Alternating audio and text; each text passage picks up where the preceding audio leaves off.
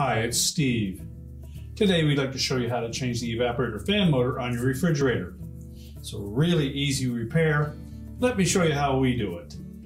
Now before we begin this repair, the first thing we're going to need to do is disconnect power to the refrigerator. So if it's easy for you to pull your refrigerator forward and unplug it, we'll use that method. If not, locate your electrical panel and turn off the appropriate breaker or remove the appropriate fuse. Once we've done that, we can then start our repair. Next, we're going to pull the freezer drawer all the way open and remove both the auxiliary door and the lower bin from that door assembly. Just lift up on the upper bin, pull it out and set it aside. Then the lower basket, just lift up on the back of that, tilt the front up, pull it up through the opening, and again we'll set that aside. Now with the drawer fully extended, we next need to remove two retaining screws, one on either side at the front of these rails.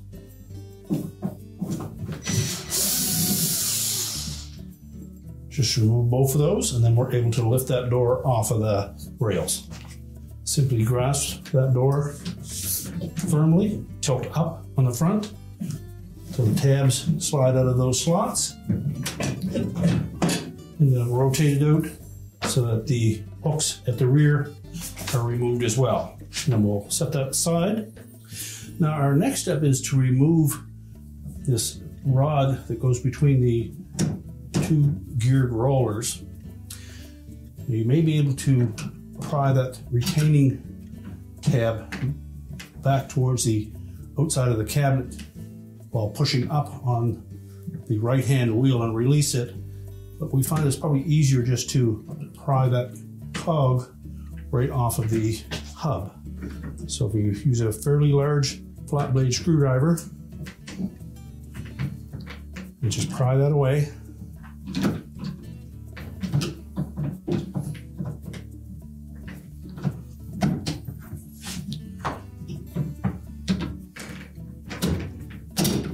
And then just lift it up away from this hub.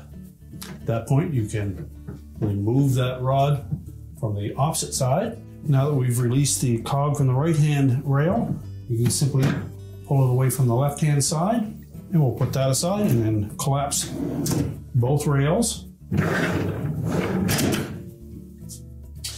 Next, we're going to remove both the upper and lower rail assemblies. They're held in place with number 2 Phillips head screws. So we'll just go ahead and take off both the right-hand side and the left-hand side.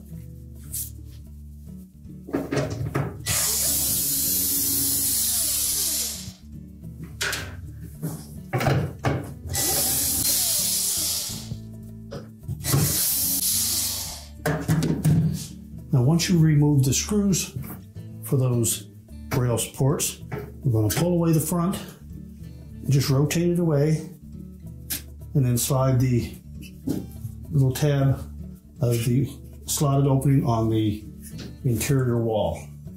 So we'll just set that aside and continue with the bottom one.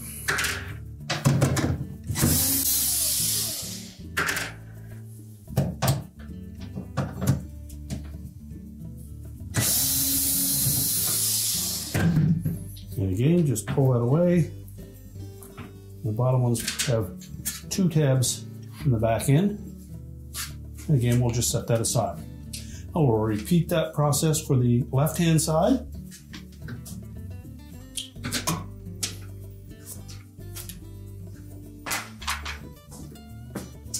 Now with the rails out of the way, we're next going to go to the back wall of the freezer compartment so that we can remove that evaporator cover. Now with the rails completely out of the way, our next step, depending on the model that you have, you may have a cover over in the top left-hand corner that you'll need to remove. Others, you'll have a little temp sensor over in the top right-hand corner. We need to remove that. So we're going to go into this little slot with a flat blade screwdriver and just pry that away.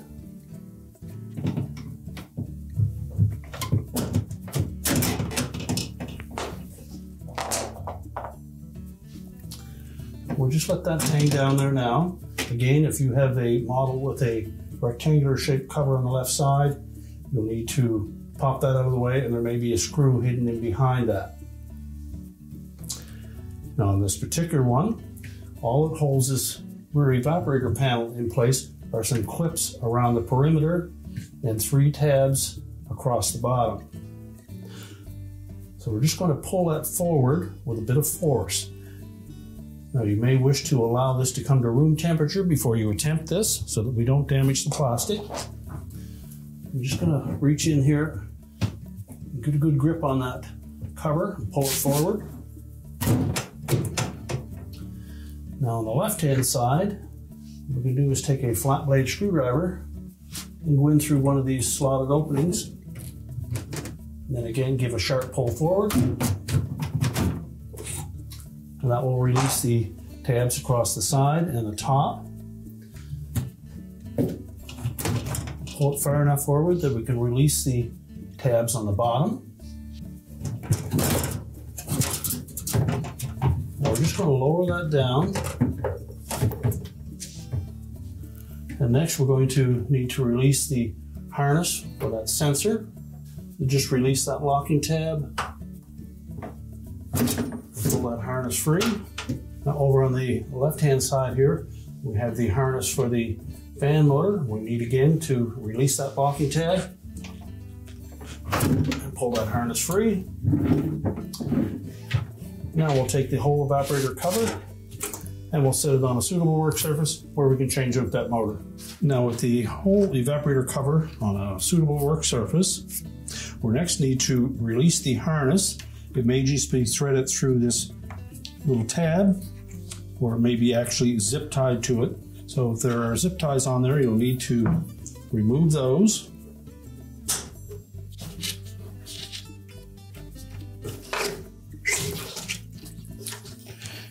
And then thread that harness through that clip and just allow that to hang loose. Next we need to remove the fan blade. There is typically a little retaining clip on the top of that, so we'll want to pull that off of there. So either using a small flat blade screwdriver, just gently pry that off.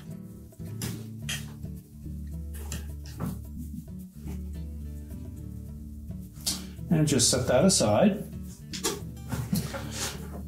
Now next we'll need to remove the fan blade from the motor shaft. You'll note that the hub of that fan blade is split. So we're going to just gently spread that with a flat blade screwdriver.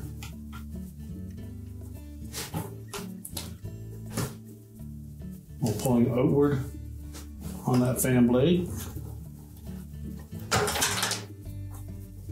We don't want to damage the hub of that fan blade, so just spread it enough to release it.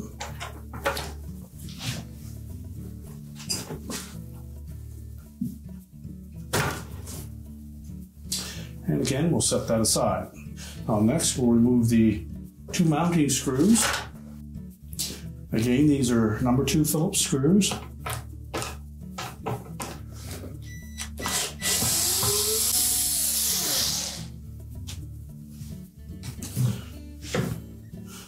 Now we'll remove the front portion and the motor itself. We'll separate that cover.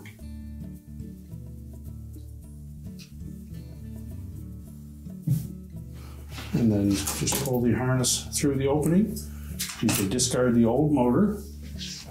Now when mounting the motor into that rear housing, we need to make sure that that rubber grommet is still in place, and that's going to fit over the hub at the back of that motor.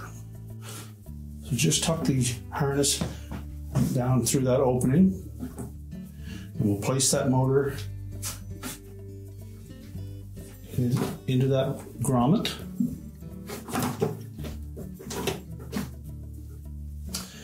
And make sure that the front grommet stayed with the cover. If not, you'll need to remove it from the old motor and fit it through the opening in the front of that cover. Slide that over the motor shaft.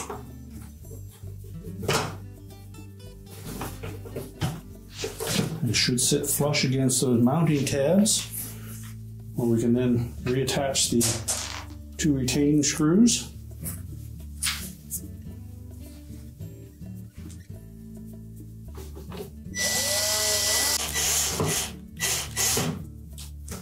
Well, next we'll reinstall that fan blade. We're just going to push it on all the way until it bottoms out in that hub. You may need to reach behind that motor to support it.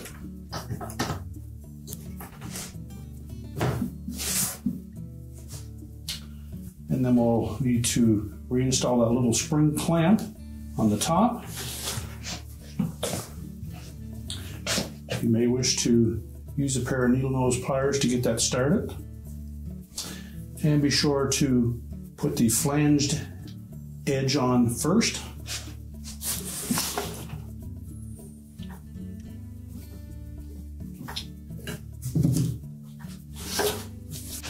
And then press it firmly onto that fan blade using the flat blade screwdriver. Just make sure that we push it all the way on. Now we're going to tilt that assembly over and we'll reroute the motor harness. So we'll begin by tucking it in underneath that restraint.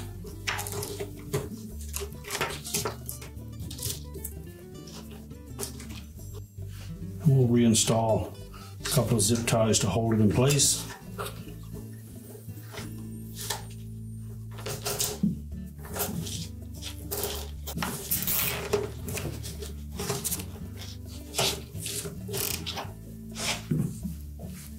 And just trim off any excess. Make sure we have the appropriate amount of harness lead to reconnect to the socket.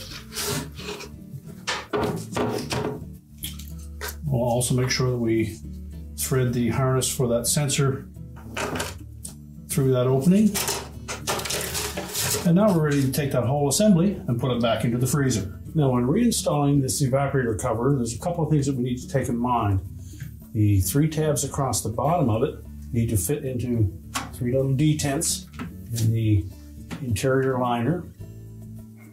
As well, we'll need to make sure that we attach both wire harnesses first.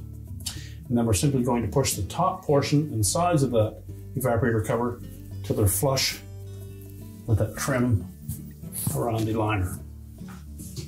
So we'll lift it.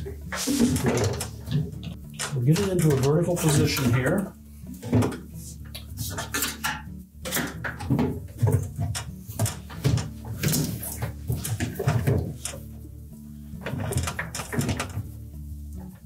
We'll start with the harness connector on the left.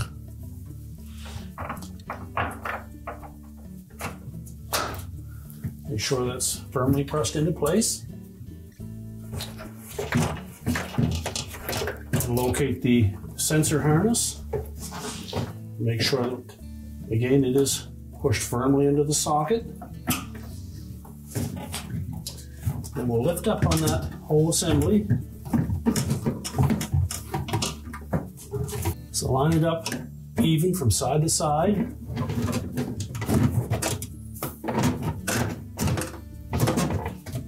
And while simultaneously pushing the top portion in and keeping the bottom flush.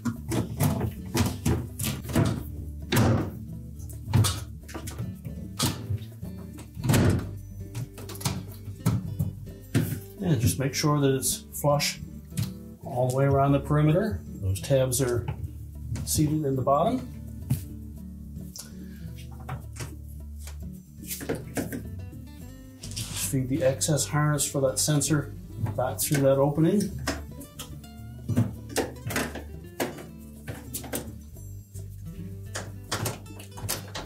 And then position the 2 tabs to the right. Make sure they hook in place and then simply snap it into place until it's flush. And now we can start to put the rails back on. So first of all, we want to make sure that the tabs on the back side of those rails fit fully into these slotted openings. and pivot it into place and secure it with the retaining screw. Be careful not to over tighten those screws.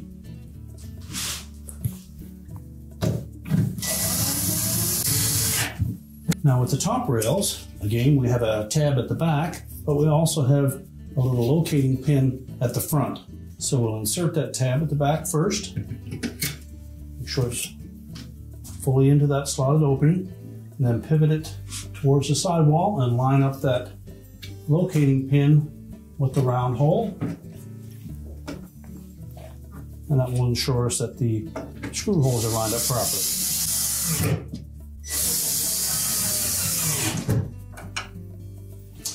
And then we'll repeat the procedure for the opposite side.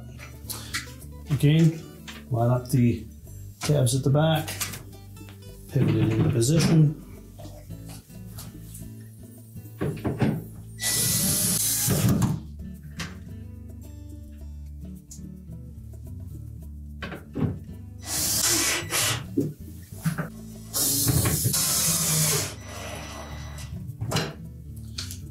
Now, once we have all the rails in place, we next need to reconnect that rod between the two cogged wheels on that lower rail set.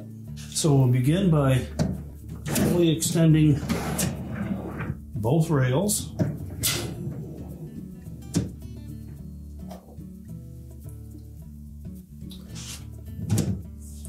Make sure they're pulled all the way out.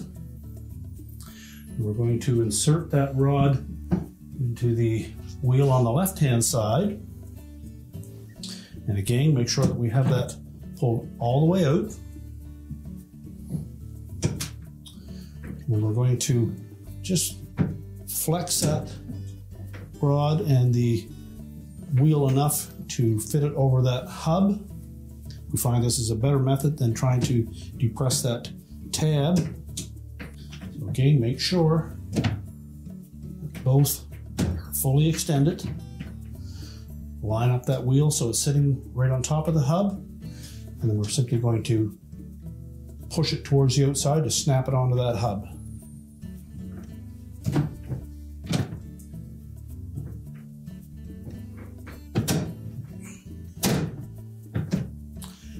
And should roll in freely. And now we're ready to put our baskets and our front drawer back on. Now, when reinstalling that drawer assembly, we want to make sure that we tilt the hooks at the ends of those support rods in first, and then we'll lower it down and line up the two tabs at the front. So those hooks are going to fit into these two little openings on those rails. Make sure they're fully extended.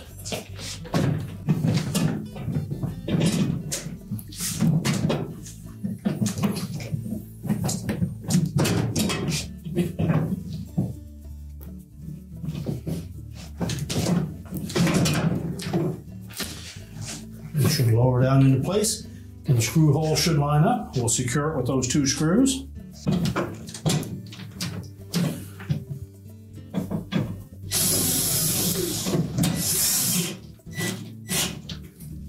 And we'll do the same on the opposite side.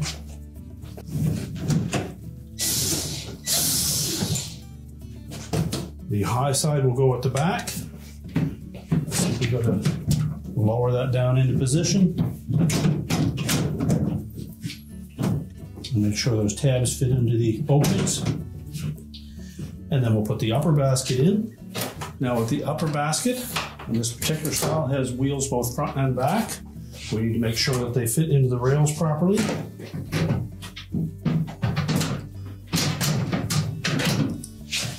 It should slide smoothly. Just open and close the door. And once we've done that, we're ready to push the refrigerator back into place as we've pulled it out, reconnect the power, and your repair is complete.